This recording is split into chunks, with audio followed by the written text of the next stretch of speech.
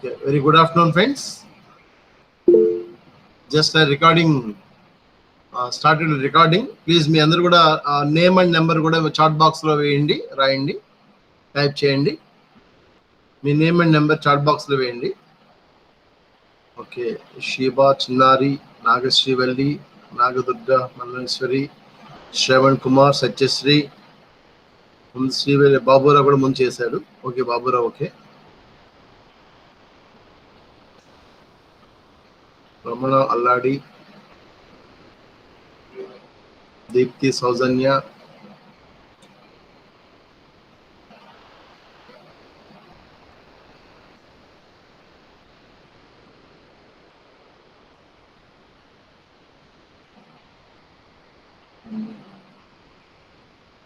నాగేంద్ర బాబు,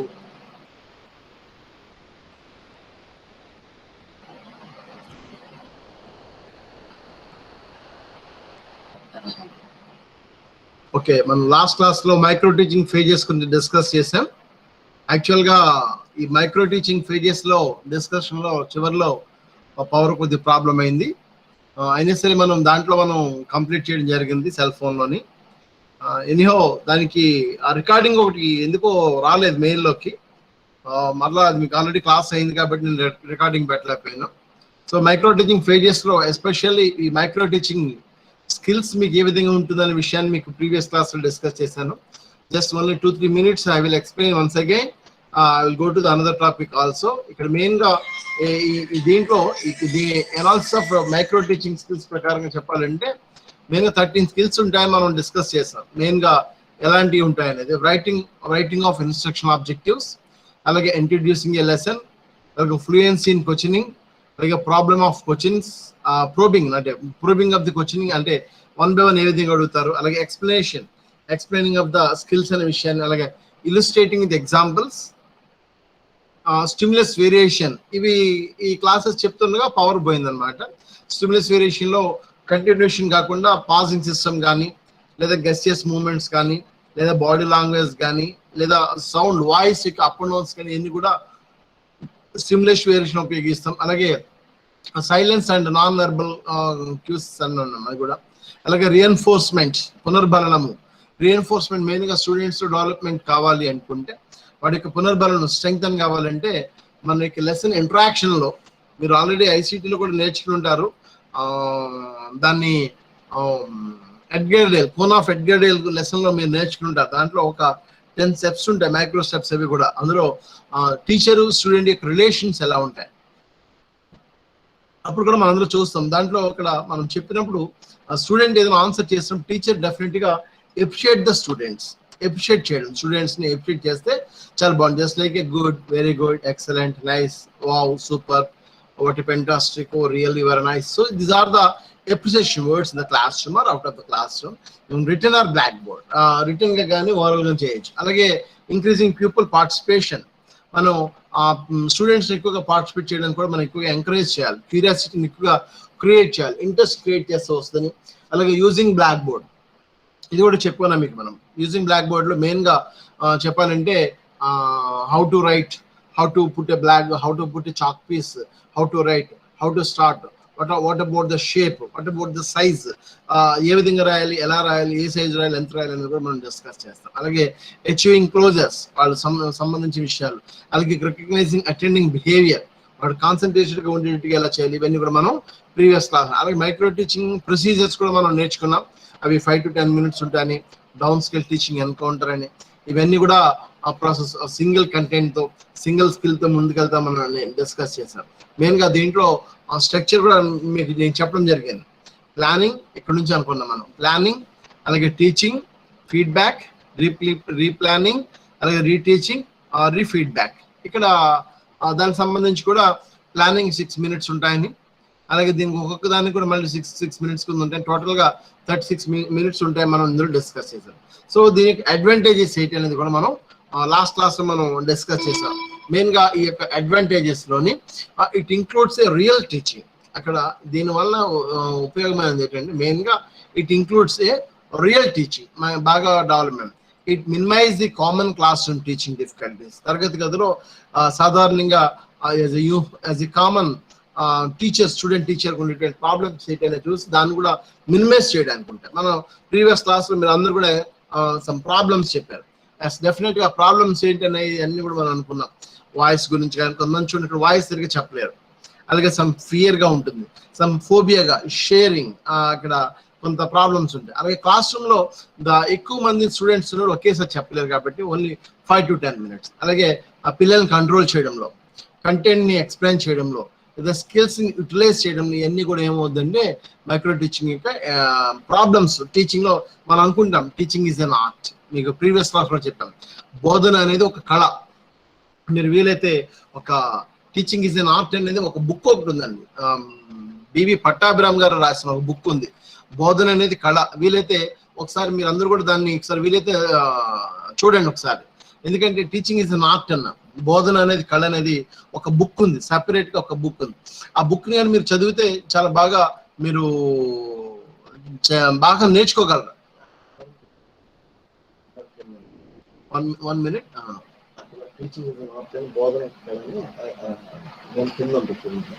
so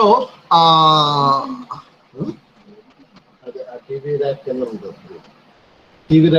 ఉండొచ్చు. So అవి ఇక్కడ మనం గమనించవచ్చు. దాంట్లో మంచి ఎక్స్ప్లెనేషన్స్ ఇస్తాడు, ఎగ్జాంపుల్స్ అన్ని కూడా. బోధన ఒక కళ అంటే teaching is an art. Real గా చెప్పాలంటే మీకు నెక్స్ట్ సెమ్ లోకి వెళ్ళినప్పుడు లెర్నింగ్ అండ్ టీచింగ్ లో కూడా ఒక సెపరేట్ సబ్జెక్ట్ ఉంటుందండి, దాని మీద సెపరేట్ సబ్జెక్ట్ కూడా ఉంటుంది. అప్పుడు కూడా మీకు బాగా నేర్చుకోవచ్చు. సో కాబట్టి అక్కడ ముఖ్యంగా మీరు చేయవలసిన అంశాలు ఏంటంటే మెయిన్ గా ఈ యొక్క మైక్రో టీచింగ్ లో డిఫరెంట్ డిఫికల్టీస్ ఉంటాయి. క్లాస్ రూమ్ లో డిఫరెంట్ డిఫికల్టీస్ ఉన్నప్పుడు ఏమవుతుంది, చాలా కష్టంగా ఉంటాయి. సో కాబట్టి అక్కడ ఏంటంటే అలాంటి మనం ఫేస్ చేయడానికి ఏ విధంగా బయటకు రాగలం, ఏ విధంగా మనం నేర్చుకోగలం, అసలు how to put in the class రూమ్కి ఏ విధంగా వెళ్ళాలి, how to introduce the students, how to involve the students, how to motivate the students, how to manage the students, how to mingling the students, ఇవన్నీ కూడా చాలా విషయాలు మనకి తెలియదు అనమాట. ఇక్కడ రియల్ గా చెప్పాలంటే కొన్ని ఎగ్జాంపుల్స్ మీకు ఒక చెప్పొచ్చు. కొన్ని ఎగ్జాంపుల్స్ అవేంటంటే మేము ట్రైనింగ్ అయినప్పుడు మేము ట్రైనింగ్ అవుతున్నప్పుడు మీ క్లాస్లో మేము వెళ్ళి చెప్పడానికి, స్కూల్కి వెళ్ళి చెప్పడానికి ఉంటుంది. అయితే మీకు ఫార్చునేట్ అన్ఫార్చునేట్ ఇంకా మీకు ట్రైనింగ్ ఇంకా వెళ్ళలేదు కదా. స్కూల్స్లో బిఎడ్ ట్రైనింగ్ చేసేటప్పుడు only student teacher only one టైమే బిఈడి చేస్తాడు. కానీ స్కూల్స్లో ట్రైనింగ్ స్కూల్స్ అంటారు, మోడల్ స్కూల్స్ అంటారు. అక్కడ ఎవ్రీ ఇయర్ టీచర్ ట్రైనింగ్ వెళ్తూ ఉంటుంటారు కదా. కాబట్టి యాజ్ ఎ స్టూడెంట్ టీచర్ కన్నా స్టూడెంట్స్కి ఎక్కువ 8th 9th 10th 6th 7th 8th 9th 10th స్టూడెంట్స్కి ఎక్కువ ఎక్స్పీరియన్స్ వస్తుంది. మన యొక్క టీచింగ్ మనం ఏ విధంగా చేస్తాం, ఎలా చేస్తామని ఎక్కువ ఎక్స్పీరియన్స్ వస్తుంది.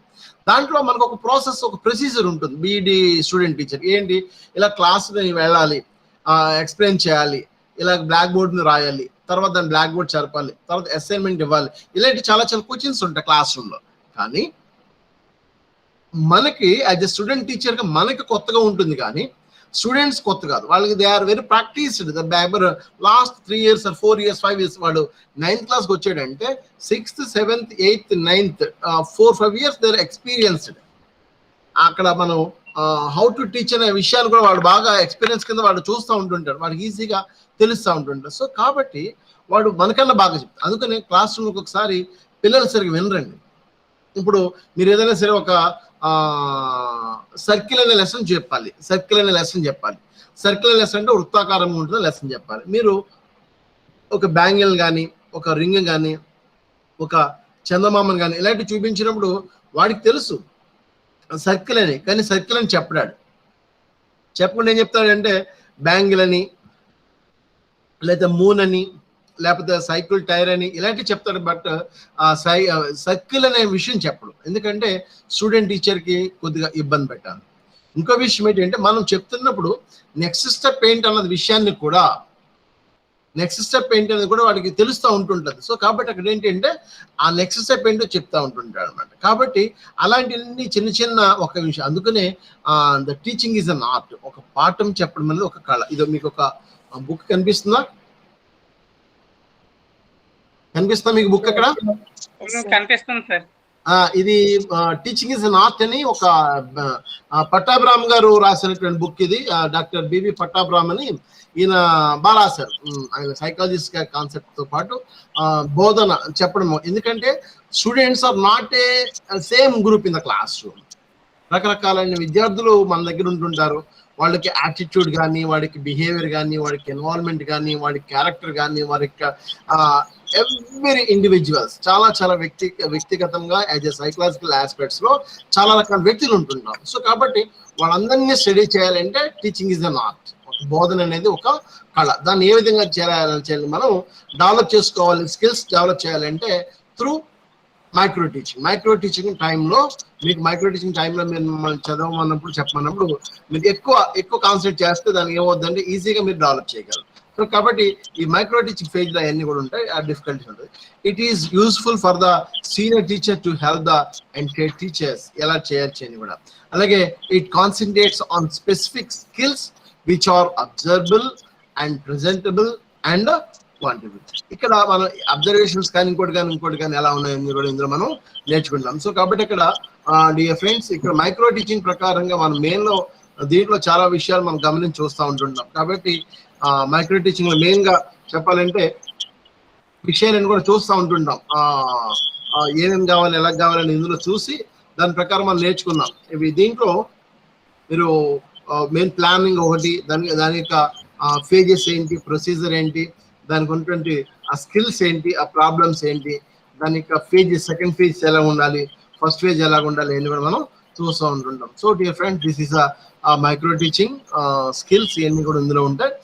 దీంట్లో మీకు ఏదైనా డౌట్ ఉంటే ఒకసారి నన్ను అడగండి, అది కూడా చెప్తాను నేను.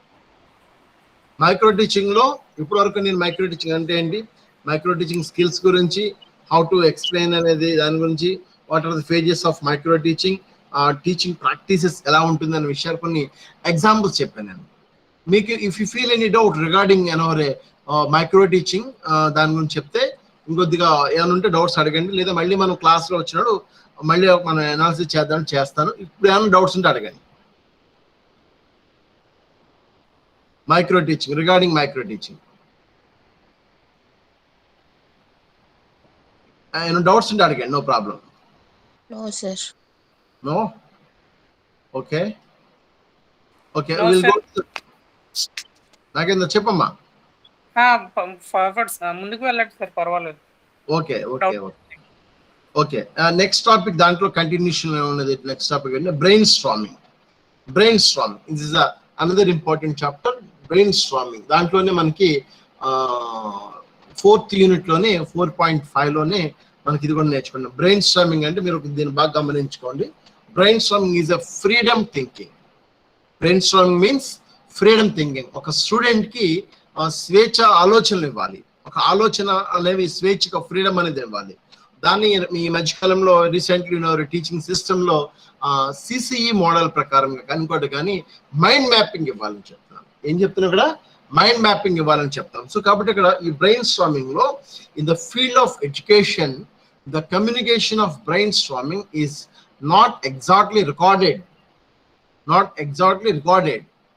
In the field of education, the communication of brainstorming is not exactly recorded.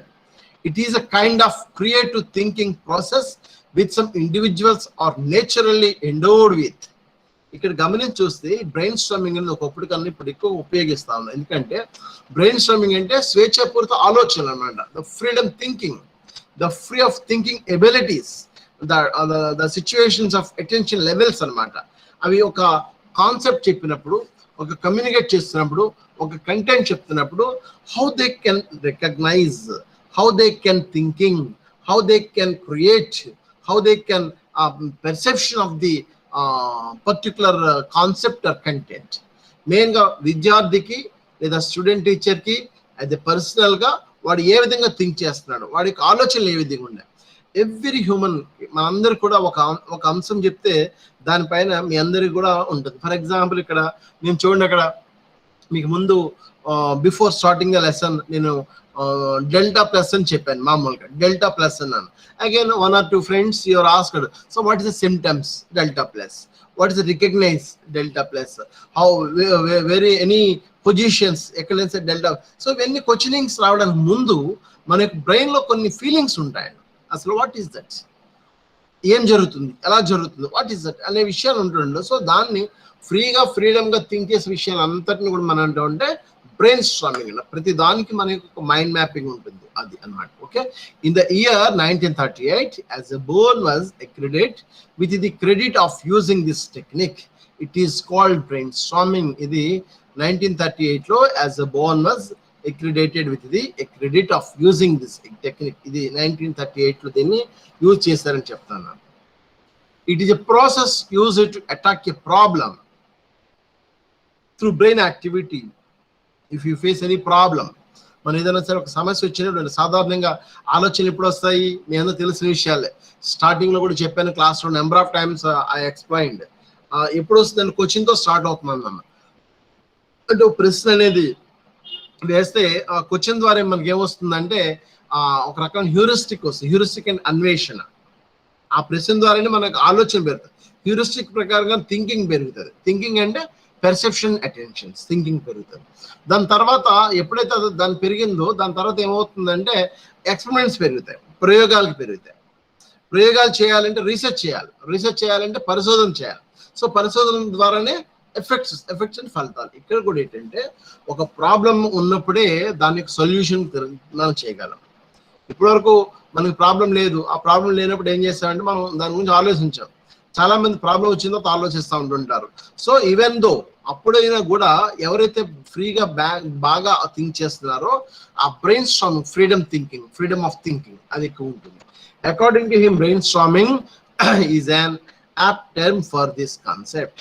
He is aware that he will not be credited with introduction of this technique because according to him, some 400 years earlier, many Hindu teachers working in spiritual discourses were habituated to use this technique. ఇక్కడ ఇప్పుడే కాకుండా 400 సంవత్సరాల ముందు నుంచి కూడా Hindu mythology system ప్రకారంగా చాలా మంది ప్రకారం దీన్ని ఇక్కడ ఏం చేశారంటే స్పిరిచువల్ డిస్కోర్సెస్, ఇక్కడ ఆధ్యాత్మిక విషయాలన్నీ కూడా హోలీ బుక్స్ ప్రకారంగా, అక్కడ భగవద్గీత కానివ్వండి, బైబిల్ కానివ్వండి, ఖురాన్ కానివ్వండి, కొన్ని హోలీ ప్లేసెస్ ప్రకారం కూడా ఆ చర్చ్, టెంపుల్, మాస్క్ ఇవన్నీ ఎలా ఉన్నాయి ఏమిటి అనే విషయాల ప్రకారంగా నేర్చుకుంటూ మాట్లాడుతూ ఉండడం జరుగుతుంది అన్నమాట.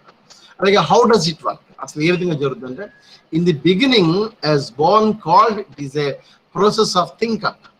There are 4 fundamental rules in this process. ఇక్కడ 4 రకాలైన రూల్స్ ఉన్నాయి. ఏంటి అంటే in the beginning as born called it is a process of thinking up, there are 4 fundamental rules. ఏంటి 4 అంటే థింక్ అప్ సెషన్స్, అక్కడ దేని గురించి అయితే ఉన్నదో దాన్ని థింక్ చేయడం. It means generating maximum of possible ideas, ఆ సమస్యకు పట్ల మనం ఎక్కువగా ఆలోచించడం అన్నమాట. అలాగే no idea should be criticised, అక్కడ వేరే విధంగా విమర్శనాత్మకం కాకుండా వేరే కోణంగా పాజిటివ్ గా థింక్ చేయడం. అలాగే no idea should be considered fantasy or exaggeration, అక్కడ exaggerations కానీ fantasies కానీ ఎక్కువగా అది లేదు. In think up session the members go on constructing ideas with mutual exchange of ideas and thoughts. అక్కడ in think up session the members go on constructing నిర్మాణాత్మక అనేటువంటి ఆలోచనలు ఏ విధంగా ఉన్నాయి. సో కన్స్ట్రక్టింగ్ ఐడియాస్ అంటే నిర్మాణాత్మక వ్యూహాలు. కొంతమంది గాల్లో చెప్తా ఉంటుంటారు, అలా కాకుండా కొంతమంది చాలా ప్లాన్డ్ గా చెప్తారు, చాలా స్ట్రక్చరల్ గా చెప్తారు. ఎందుకు అలా జరిగింది, ఎందుకు, వాట్ గోయింగ్ ఆన్, అసలు ఎందుకు జరుగుతుంది, ఈ విషయాలన్నీ కూడా కన్స్ట్రక్టింగ్ ఐడియాస్ ఉంటారు. ఇప్పుడు మీరు పొద్దున్న you're before going to the examinations, competitive examinations మీరు వెళ్తున్నప్పుడు మీరు గమనించండి కన్స్ట్రక్టివ్ ఐడియాస్ ఎలా ఉండాలి, అసలు ఏ విధంగా జరుగుతుంది. మనం కొన్ని సందర్భంలో మనం నెగిటివ్ గా థింక్ చేస్తాం, కొన్ని సందర్భంలో వేరే పాజిటివ్ గా థింక్ చేస్తాం.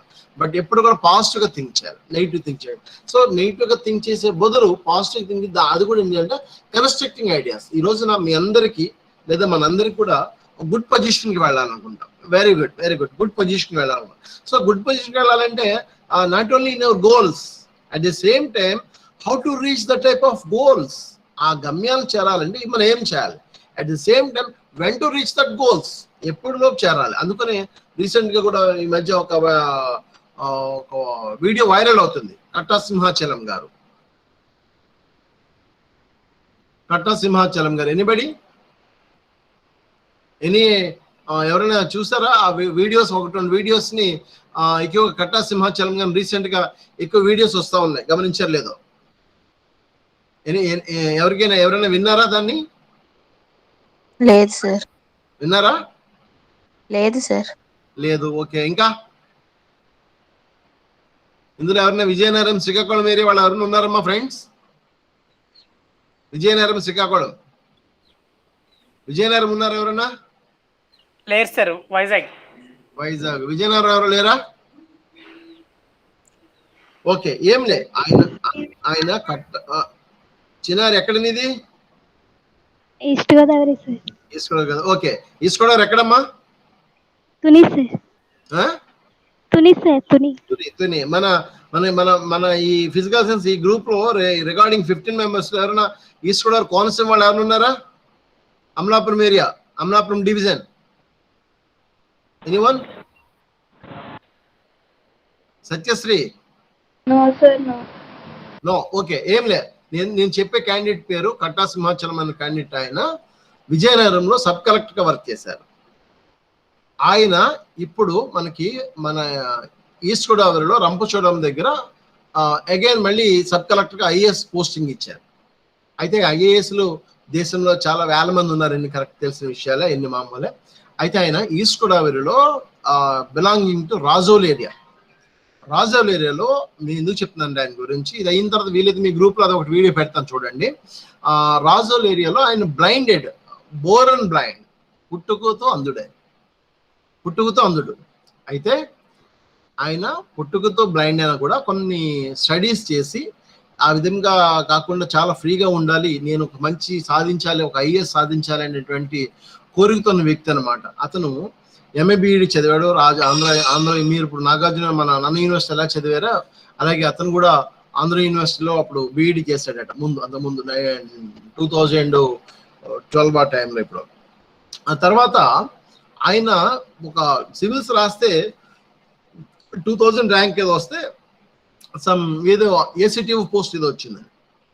దాని తర్వాత ఇంకో ఏదో రాస్తే ఇంకోటి ఏదో వచ్చింది. కానీ ఆయన ఒక గ్రూప్ 1 ఆఫీసర్ కాకుండా అలాగే ఇంకొద్దిగా IRS and Indian resource service, Indian railway services కాకుండా, ఇండియన్ రెవెన్యూ సర్వీసెస్ కాకుండా ఇంకా పెద్ద పోస్ట్ కొట్టాలని సివిల్స్ కొట్టి ఇప్పుడు అతను ఐఏఎస్ సెలెక్ట్ అయ్యాడండి. ఒక బ్లైండ్ క్యాండిడేట్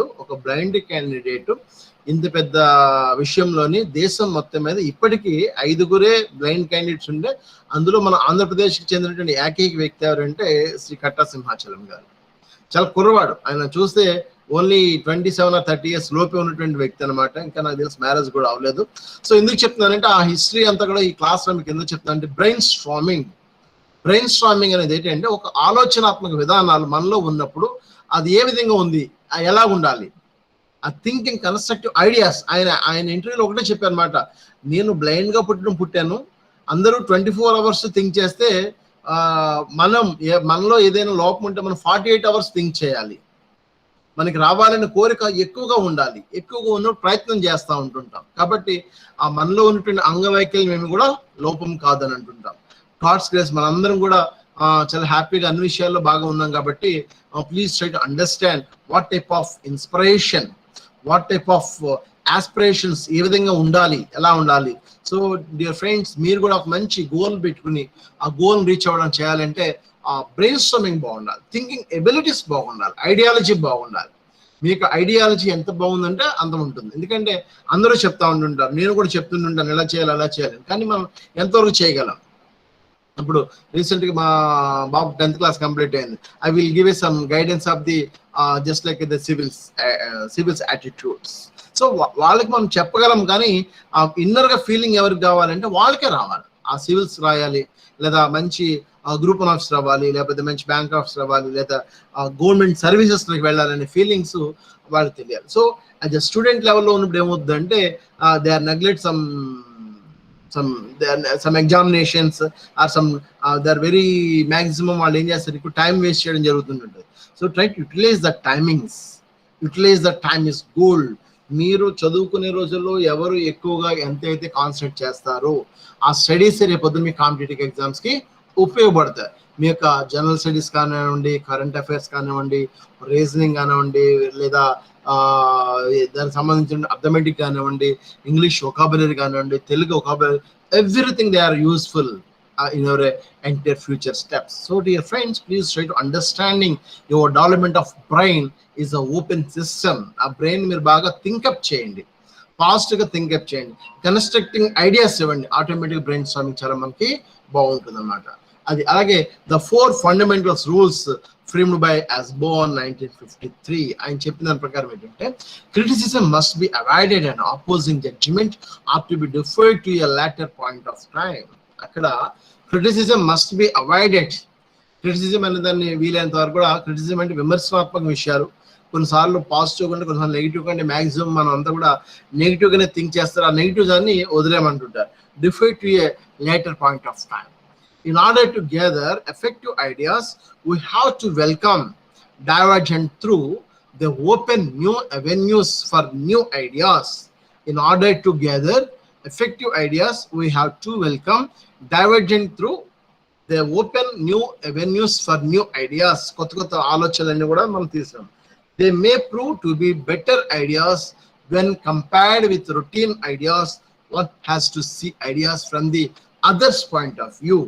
అందుకే నేను చెప్తాను, they may prove to be better ideas when compared with routine ideas. సాధారణంగా అదే అంటుంటా. మీకు ఇక్కడ కూడా మీకు ఇంకొక విషయం కూడా చెప్తాను, అది కూడా మీకు. మీరు విజేతల కండి ఎవరన్నా బుక్ చూసారా? మీరు విజేతల కండి అని చెప్పి శివఖేర రాశాడు బుక్ ఒకటి. మీరు విజేతల కండి అని శివఖేర రాశారు. ఎనీవన్ ఎవరన్నా చదివారా, చూసారా? మీరు బుక్ గురించి విన్నాము. Okay, very good, very good. Okay okay. Just నేను ఎప్పుడైనా ఇలాంటి పుస్తకాల గురించి చెప్తున్నప్పుడు మన సబ్జెక్ట్ గురించి ఇట్స్ ఓకే, వీలైతే ఎక్కడో ఒక కార్నర్లో అక్కడ రాసుకోండి, మీ బుక్ లో కానీ మీ మైండ్ లో కానీ. మైండ్ లో ఎక్కువసేపు ఉండదు, మనందరికి తెలిసిన విషయాలే. బుక్ లో రాయండి, రాసి జస్ట్ ఎప్పుడైనా పాయింట్ ఆఫ్ వ్యూ వచ్చి గమనించండి. మీరు విజేతలు కండి అని రాసి అందులో శివకేర బాగా రాశాడు. ఎక్సలెంట్ బుక్ అది.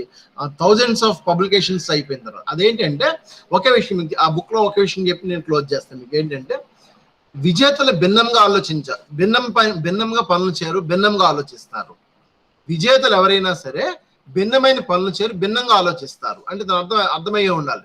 విజేతలు ఎవరైనా సరే భిన్నంగా ఆలోచిస్తారు, భిన్నమైన పనులు చేయరు. అంటే దాని అర్థం ఏంటంటే జస్ట్ లైక్ ఎగ్జామినేషన్ ఉందండి, క్లాస్ రూమ్ ఉందండి.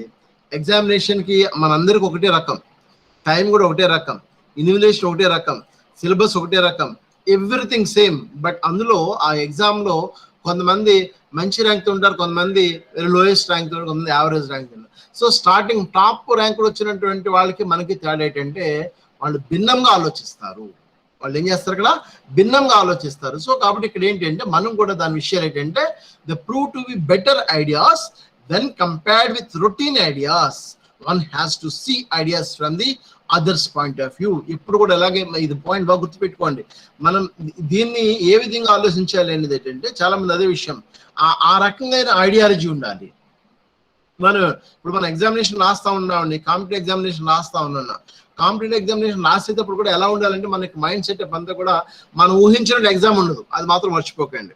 మనం ఊహించినట్టు ఎగ్జామ్ ఉంటే దట్ ఇస్ డిఫరెంట్. అది మనం ఊహించినట్టు ఎగ్జామ్ ఏంటంటే రెగ్యులర్ ఎగ్జామినేషన్ ఉంటుంది. ఫర్ ఎగ్జాంపుల్ బీఈడి లేదా 10th class, inter, degree, PG, this is your hands, this is your plans, this is your activity, this is your curriculum, this is your syllabus. But competitive examination not like that. Competitive examination అనేది అలాగ ఉండదు. Regular ఎగ్జామ్కి దానికి చాలా డిఫరెంట్గా ఉంటుంది. Regular ఎగ్జామినేషన్లో ఒక సిలబస్ ఇచ్చే సిలబస్లో కోచింగ్స్లో ఇవేస్తాడు, దాంట్లో మారడు. ఒకవేళ మారడం మీకు ఇబ్బంది లేదు, మారడం మీకు కూడా కావాలి, ఎందుకంటే అవుట్ ఆఫ్ సిలబస్ అంటుంటాం. అవుట్ ఆఫ్ సిలబస్ ఇప్పుడు మ్యాక్సిమం మార్క్స్ ఇవ్వాలి. ఇప్పుడు నేను అకాడమిక్ అఫైర్స్ ఉన్నాను, నుంచి 2 రోజులకు ఒకటి వస్తూ ఉంటుంది letter out of syllabus. So out of syllabus, those who are student attempt that question, out of syllabus question, they will give a full marks. They are supporting of the student point of view. అది ఒకటే matter రాస్తున్నా. Student matter of వ్యూలో స్టూడెంట్కి ఇబ్బంది కలగకుండా వాడికి maximum scoring ఇవ్వాలంటే మీరు అవుట్ ఆఫ్ సిలబస్ ఇచ్చారు కాబట్టి అది ఇవ్వకుండా మార్క్స్ ఇవ్వాలని చెప్తున్నారు. అలా ఇక్కడ ఏంటంటే they may prove to be better ideas when compared with routine ideas. One has to see ideas from the others point of వ్యూలో. ఒక సైంటిస్ట్ గా, ఒక సైన్స్ టీచర్ గా మనం కూడా ఏం చేయాలంటే కామన్ గా ఆలోచించినట్టు కాకుండా, కామన్ గా థింక్ చేసినట్టు కాకుండా, మనం దాన్ని కూడా ఏం చేయాలంటే రొటీన్ ఐడియాస్ కాకుండా ఇంకొద్ది బాగా బెటర్ గా థింక్ చేయమని చెప్పడం అనమాట. Okay, the more the number of ideas generated, the more their utility. The more the number of ideas generated, the more their utility. So we have to welcome more and more ideas. అవి మనం think చేయడం వల్ల అనేక ఆలోచనలు వస్తూ ఉంటుంటాయి. ఎక్కువ ఆలోచనలు, మోర్ అండ్ మోర్ ఐడియాస్, ఆలోచనలు ఎక్కువ వస్తూ ఉంటుంటాయి. అందుకని ఏంటంటే లాజికల్ థింకింగ్ డెవలప్మెంట్ చేసుకోవాలి, క్రిటికల్ థింకింగ్ డెవలప్మెంట్ చేసుకోవాలి.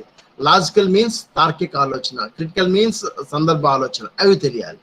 అవి ఎప్పుడైతే those who are learn in logical thinking, that will be great positions. ఇక్కడ పెద్ద వాళ్ళందరూ కూడా లాజికల్ క్రియేటివిటీ కావాలంటే మనం చూస్తాం. Integrating and improving ideas is more important. The participants apart from the expressing their own ideas must try to improve the ideas presented by other members also, or must try to integrate other ideas to generate new ideas. ఇది చాలా మంచి point. Integrating and improving ideas is more important. The participants, apart from expressing their own ideas, మనందరూ ఆలోచించేటువంటి ఐడియాలు ఎలాగైతే ఉన్నాయో, must try to improve the ideas presented by other members. మనం ఇతరులకు కాకుండా భిన్నంగా ఆలోచించాలి. ఈ రోజున ఆ భిన్నంగా ఆలోచించే విధానంలోనే క్రియేటివిటీ డెవలప్మెంట్ ఉన్నది. కామన్ గా ఆలోచిస్తే కామన్ గా ఉంటుంటుంది. ఈ రోజున ఆ సక్సెస్ కి ఫెయిల్యూర్ కి అదే తేడా అండి. వాళ్ళు they are thinking from the different way. వాళ్ళు ఆ పాజిటివ్నెస్ ఉండాలి. presented by other members also, or must try to integrate others ideas to generate new ideas. అవన్నీ కూడా మనం తెలుసుకుంటూ ఉంటుంది అన్నమాట. అలాగే దీని తర్వాత టీమ్ టీచింగ్ ఉంది. టీమ్ టీచింగ్ నేను మళ్ళా నెక్స్ట్ క్లాస్ లో మీకు చెప్తాను. మీకు ఇక్కడ కొన్ని ఆబ్జెక్టివ్స్ అన్ని కూడా ఉంటుంటాయి అన్నమాట దీంట్లోనే. నేను ఇప్పుడు దీంట్లో మనం బ్రెయిన్ స్టార్మింగ్ దాని ప్రకారం నేర్చుకునే విషయాలు ఏంటంటే, మనం గమనించి చూస్తే brain storming is open freedom thinking అంటాం. దీన్ని ఎక్కువగా థింక్ చేసేదాన్ని కూడా ఇందులో మనం చూస్తూ ఉంటుంటాం.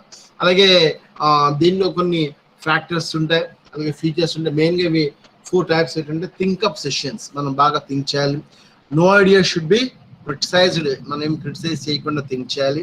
అలాగే no idea should be considered fantasy, exaggeration, అవి ఏ విధంగా ఉండాలి.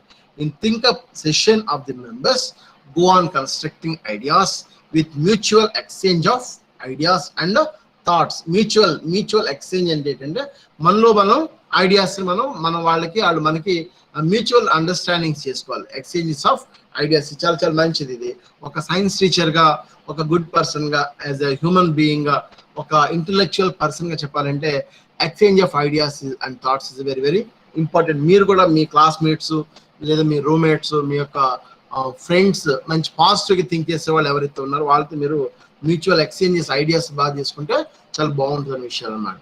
అలాగే మెయిన్గా దీంట్లో యాజ్ బాన్ చెప్పినట్టుగా ఎలా ఉండాలి ఏంటి అనేది మనం ఇందులో చూస్తూ ఉంటున్నాం.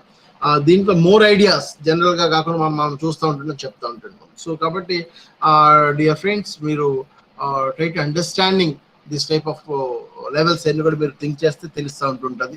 కాబట్టి మెయిన్గా మీరు ఆ విషయాలు గమనించండి. దాంట్లో ఉన్నటువంటి ఏదైతే ఉంటాయో ముఖ్యంగా లెసన్స్ పరంగా ఏదైనా సరే మైక్రో టీచింగ్ మనం ఇవ్వడం జరిగింది, అయినా కూడా ఉంటుంది. సో నేను today evening or tomorrow morning I will give A questions కూడా మీకు, నేను అసైన్మెంట్ క్వశ్చన్స్ కూడా మీ దాంట్లో పెడతాను, ఒకసారి చూడండి. ఇంపార్టెంట్ క్వశ్చన్స్ కూడా ఇప్పటివరకు అయినటువంటి సిలబస్ ప్రకారం ఇస్తాను. ఆ యాక్టివిటీస్ కూడా అడిగారు, మేబీ నెక్స్ట్ క్లాస్లో నేను అవి చెప్పడం నేను ప్రయత్నిస్తాను. సమ్ బిజీ షెడ్యూల్లో ఉన్నాం యూనివర్సిటీ వర్క్ పరంగానే, అదైందో అది కూడా మీకు చెప్తాను. ఓకేనా? మీరు దీంట్లో ఇంకా ఎవరైనా చాట్ బాక్స్ చేయవలసి ఉంటే ఒకసారి అది కూడా చాట్ బాక్స్ చేయండి. రికార్డింగ్ మళ్ళీ క్లోజ్ చేస్తే మీకు ఇబ్బంది వస్తుంది. ఒకసారి చాట్ బాక్స్ ఒకసారి ఎవరైనా ఉంటే అది కూడా చేయండి.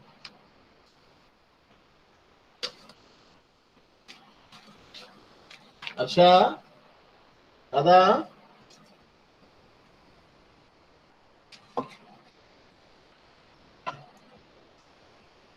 కన్నేది. ఓకే, కృష్ణవేణి. చిరంజీవి చేసావా? వచ్చారా? ఉన్నాడా చిరంజీవి? ఉన్నాను సార్. చేసావమ్మా? చాట్ బాక్స్ లో రాసావా? నాకు ఆప్షన్ తెలియట్లేదు సార్. చిరంజీవి నాగేంద్ర నా పేరు రాసావా? రాయడం కాదు, చెయ్యి అని ఒకటి సింబల్ ఉంది చూసావా? చెయ్యి రెడ్ బాక్స్ తర్వాత చెయ్యి ఉంది. చెయ్యి రెడ్ బాక్స్ తర్వాత వీడియో ఉందా? వీడియో తర్వాత మైక్ ఉందా? మైక్ నేను పక్కన చెయ్యి పెడతానులే. ఉంది. చిరంజీవి ఇంటి పేరు చెప్పు. Sir sir యుగా sir, you Chiranjeevi. చిరంజీవిని టైప్ చేయనిద్దాం సార్, ప్రతిసారి అంటే కష్టం కదా. సరే, నాగేంద్ర చెప్పింది కూడా కరెక్ట్. నువ్వే చేయి చిరంజీవి. చిరంజీవి రెడ్ సింబల్ ఉందా? రెడ్ సింబల్ తర్వాత వీడియో సింబల్ ఉంది. వీడియో సింబల్ తర్వాత మైక్ ఉంది. మైక్ పక్కన చెయ్యి ఉంది చూడు. చెయ్యి పక్కనే 3 చుక్కలు ఉన్నాయి. ఆ 3 చుక్కల మీద క్లిక్ చేయి. చేసావా? ఫస్ట్ ఇన్ కాల్ మెసేజెస్ అని వచ్చిందా? వచ్చింది. దాని మీద క్లిక్ చేయి. చేసావా? చేశాను. సెండ్ మెసేజ్ అని ఉంది చూసావా? కిందనే కృష్ణవేణి ఏ కిందని సెండ్ మెసేజ్ అని ఉంది. అక్కడ క్లిక్ చేస్తే నెంబర్ కూడా పెట్టమన్నాను చిరంజీవి. టైపింగ్ టూల్ వస్తుంది. నీ నేమ్ సెంటర్ చేయి. మెసేజ్ ఎలా టైప్ చేస్తా ఉంటుంది, అందులో పెట్టండి. Okay okay. చేసావా? చేస్తున్నా. కనిపించలేదు. నీ పేరు కనిపించాలి కదా మరి మాకు.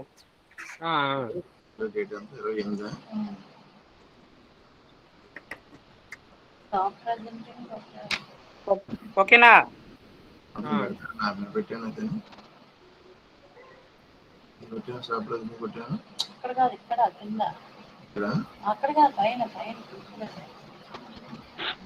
ఇక్కడ చిరంజీవి చేస్తున్నాను.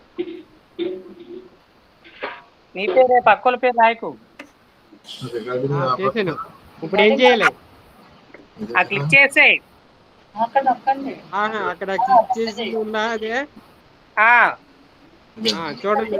చిరంజీవి వచ్చింది కదా, అంతే అయిపోయింది. నీ నెంబర్ ఉంటే నెంబర్ టైప్ చేయి, తెలిస్తే. నెంబర్ తెలీదు. ఓకే, పర్లేదు, బాయ్ బాయ్.